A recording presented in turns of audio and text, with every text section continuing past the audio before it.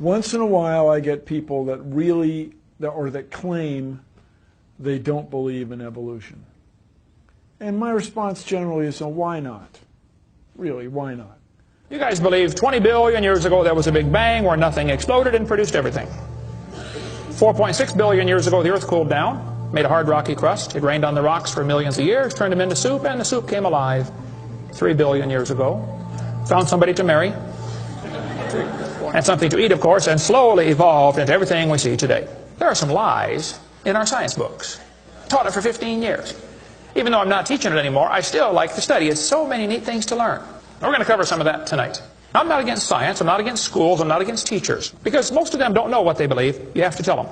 They teach the kids it all started with a Big Bang 20 billion years ago. What exploded? This is what the textbooks teach. Before the Big Bang, there was nothing. Literally nothing. An infinitesimal nugget of space. And then something happened, triggering the most colossal explosion in history. Yes, boys and girls, you see, nothing exploded, and here we are. So I asked this professor if I could ask him some questions about the Big Bang. I said, where did all this matter come from? He said, well, we don't know that for sure. I said, well, sir, would you please tell me where the laws came from? The universe is run by laws, gravity, centrifugal force, inertia. Who gave the laws? He said, we don't know that either. I said, sir, could you tell me where the energy came from? You know, it takes energy to make a Big Bang. Who bought the gas to run this machine anyway? He said, we don't know that either. I said, sir, could I ask you another question? He said, sure. What else would you like to know? Else? What do you mean else? You haven't told me nothing yet. I said, does Berkeley have a merry-go-round? You see, if a spinning object breaks apart in a frictionless environment, the fragments will all spin the same direction. The professor said, yes, I understand about the conservation of angular momentum. I said, well, good. I'd like to ask you a question then, sir. If the whole universe began as a swirling dot, like you said, why do 2 planets spin backwards? He said, that's interesting. I said, no, that's more than interesting. It's kind of hard on your Big Bang theory. Not only that, 6 of the moons are spinning backwards. Why? He said, I don't know. Why do you think they're going backwards? I was hoping he was going to ask that. I said, okay, now, sir, hold it. If I told you that I believe God created the heaven and the earth, like the Bible teaches, you're going to say, and where did God come from? And I don't know.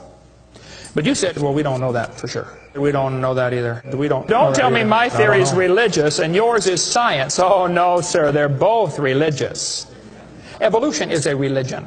You have to believe. So ask the professor, where did the matter come from? He said, I don't know. So basically, I believe in the beginning God, and you believe in the beginning dirt. One professor was getting kind of upset about this time. He said, Mr. Hovind, there are hundreds of varieties of dogs in the world. He said, you mean to tell me that you believe all these dogs came from 2 dogs off a Noah's Ark? You expect me to believe that? I said, sir, would you look at what you're teaching your students? You're teaching your students that all the dogs in the world came from a rock. Charles Darwin was disciplined. I mean, he did these extraordinary experiments, this series of experiments. Then they're going to tell the kids, well, we have evidence for this theory. Charlie Darwin stopped off at these islands right there called the Galapagos Islands. Charlie studied the birds very carefully and said, you know what, I think all these birds had a common ancestor. I bet you're right, Charlie. It was a bird. You see 14 kinds of birds, and you conclude that birds and bananas are related. Here are these ancient dinosaur bones or fossils. They tell the kids they have evidence of evolution from fossils. I don't think so. If you find a fossil in the dirt, all you know is it died. You don't know that it had any kids. And you sure don't know that it had different kids. You bring in a bone to the judge. Judge, I found this bone in the dirt. This is the ancestor of all the humans today. They would laugh at you. You don't know that that's the ancestor of anybody. And why on earth would you think a bone in the dirt can do something animals today cannot do? They'll say, boys and girls, you have 2 bones in your wrist, radius and ulna. And boys and girls, look at the whale's flipper carefully. Did you know the whale has 2 bones in his flipper? And they're called the radius and the ulna? Same as ours. Wow. Who named them, teacher? The whale? Think about it. I'm here to tell my people it's time to stop believing bull just because of tell you bull with a straight look on their face. Evolution say people came from monkeys. And the question is, why is there still monkeys? Is these the retarded monkeys?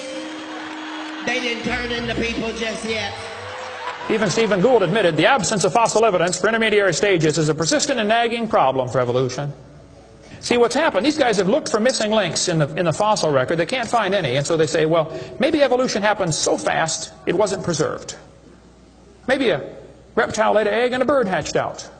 Well, who did that bird marry?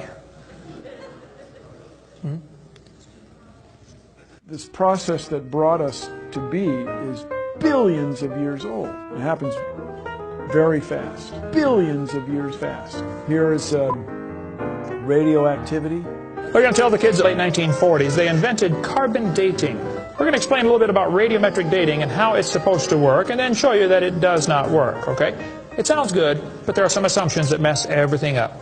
If we had walked into a room and found a candle burning on the table, and I asked you the question, when was it lit? You say, I don't know, Mr. Hovind, it's burning when I got here. Okay, well then let's do some empirical science. Let's measure the height of the candle. Suppose the candle is 7 inches tall. Who can tell me when it was lit? Okay, nobody. Let's do some more empirical science. Let's measure the rate of burn. Suppose we determine it's burning an inch an hour. When was it lit? You're going to have a hard time telling me unless you're willing to make some assumptions. You find a fossil in the dirt, you can measure how much C14 is in it. Very accurately, by the way. And you can measure how fast it's decaying. That's just like measuring the height of your candle and how fast it's burning.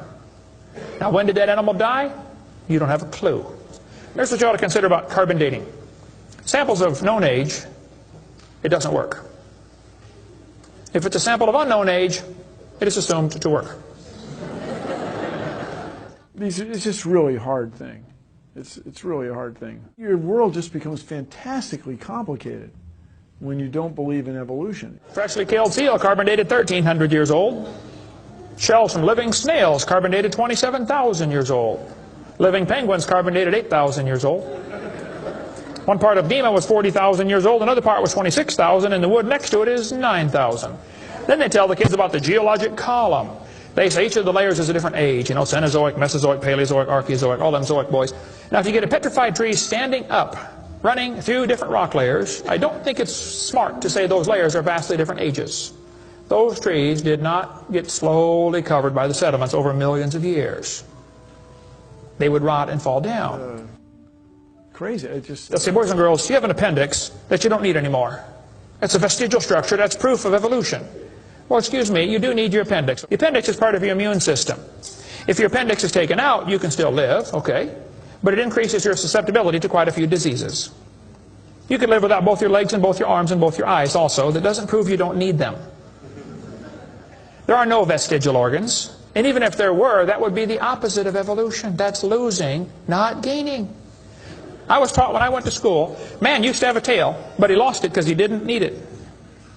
I thought, didn't need it? Have you ever thought how handy a tail would be? Have you ever come to the door with 2 sacks of groceries? Wouldn't that be nice, man, be able to grab that door and walk right around and get in? Lost it because we didn't need it. Man, you could drive the car and tune the radio knob and hold the Coke at the same time. What we're finding is that natural selection seems to be an incredibly important factor in generating new species. Natural selection, the key evolutionary mechanism Darwin identified.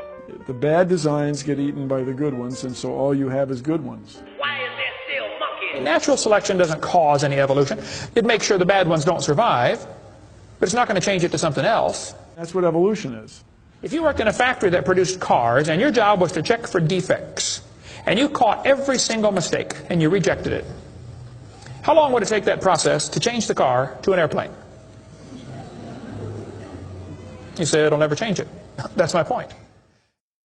The students are taught we have evidence from development. Darwin considered this by far the strongest single class of evidence. This textbook says the human embryo growing in the mother has gills like a fish. Those little folds of skin are not gills. Those little wrinkles under your chin when you're growing up later develop into bones in the ear and glands in the throat. They never have anything to do with breathing. I've seen folks that have 5 or 6 chins and they can't breathe through any of them but the top one. Those are not gill slits.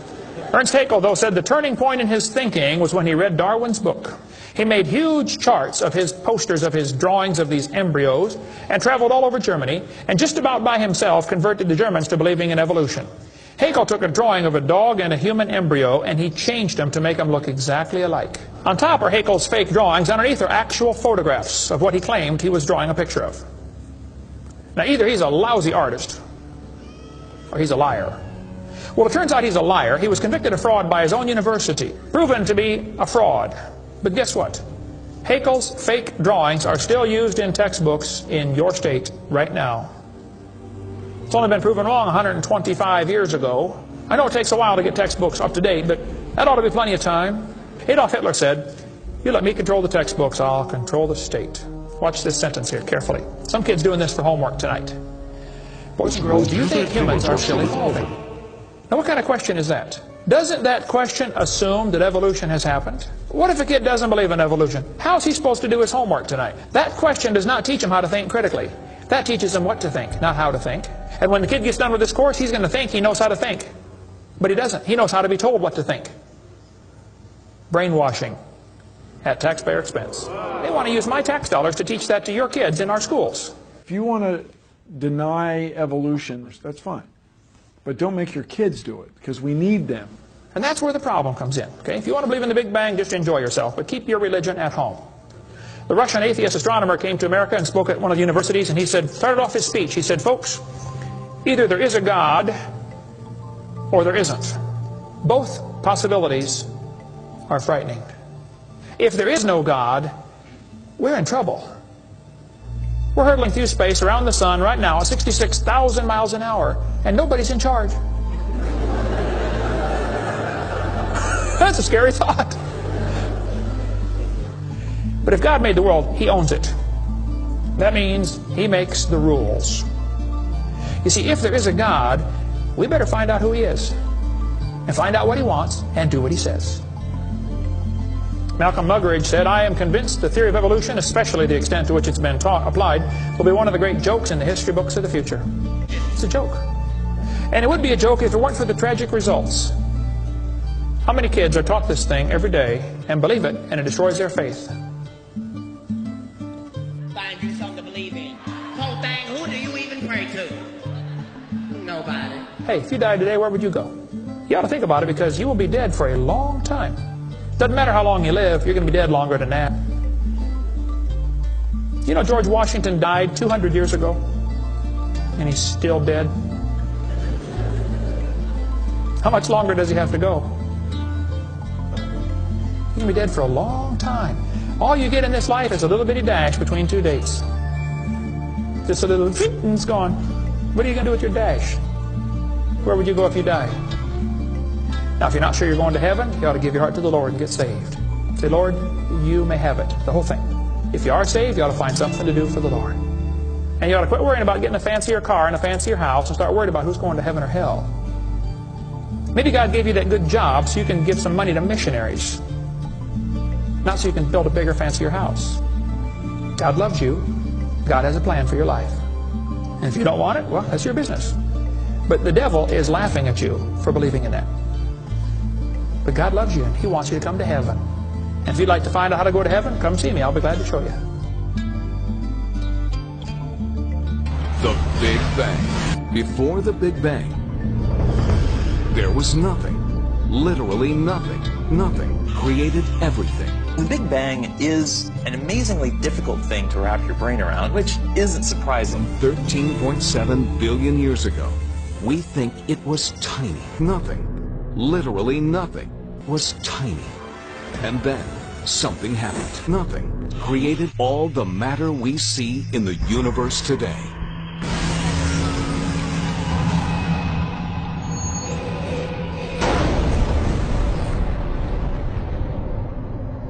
Nothing is more powerful than nothing. And that's what trips most of us up. It was the explosion of nothing. Find you something to believe in.